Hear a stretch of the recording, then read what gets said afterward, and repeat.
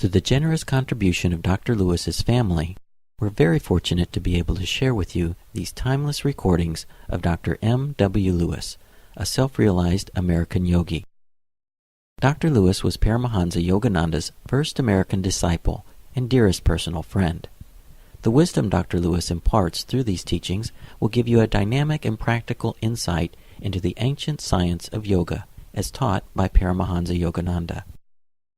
This lecture's title is Evil, Its Cause and Its Cure, and was delivered in San Diego, California on November 24, 1958.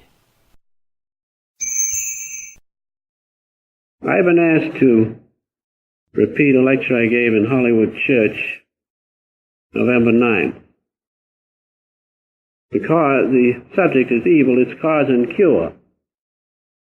It seems perhaps hardly fitting for Thanksgiving Day, but I'm sure if you listen you will find that it is fitting, because we are thankful for that channel of self-realization which helps us to cure this thing called evil.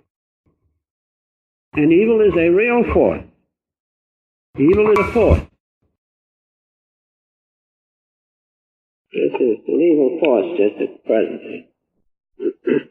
We can fix it. Many people say, oh, evil doesn't exist. Well, evil does exist. Evil exists in the dream consciousness of God. It does not exist in His one eternal consciousness.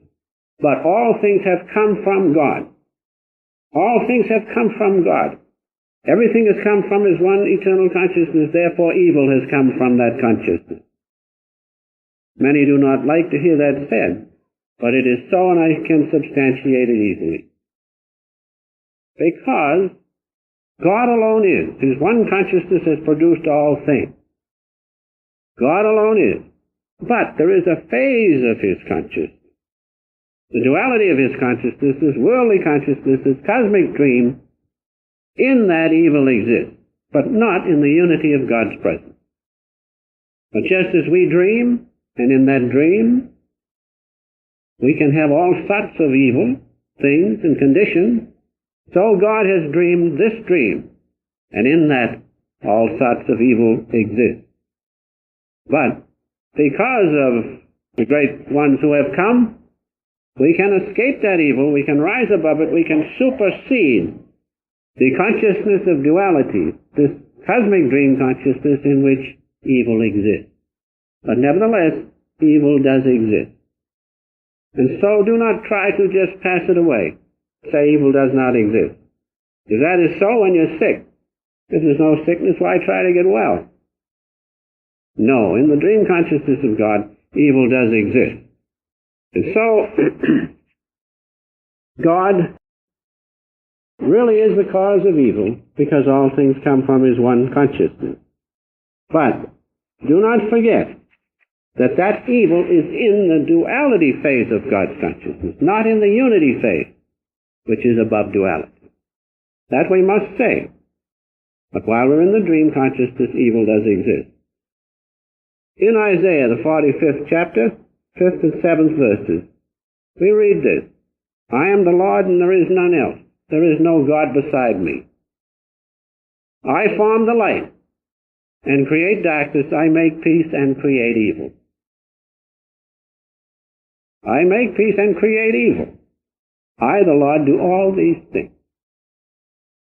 But that's in His dream consciousness. That's in this worldly consciousness. And we can escape that through the channel of self-realization fellowship. In the Bhagavad Gita, 10th discourse, 32nd, 4th, and 36th line, of the creations, the beginning, and the ending, and also the middle am I, O Arjuna, and all devouring death am I, and the origin of all to come. See, there is only one eternal consciousness of God. Evil must come from that, but it's in the duality phase, which we, thank God, can escape. Now it goes on to say, and all devouring death am I, as I have just said, and I am the gambling of the cheat. Krishna is speaking an incarnation of God. I am the gambling of the cheat, and the splendor of splendid things am I. And so you see, we cannot just say evil doesn't exist. That will not do, because it does exist in the dream phase of God's consciousness. Just like your own consciousness, never forget that. When you dream, you can have all sorts of evil things. And when you wake up, where are they? And so when we wake up in God, this evil will not exist. And so, this delusive force of evil, or Satan, is a real, organized, intelligent force. That's the worst of it.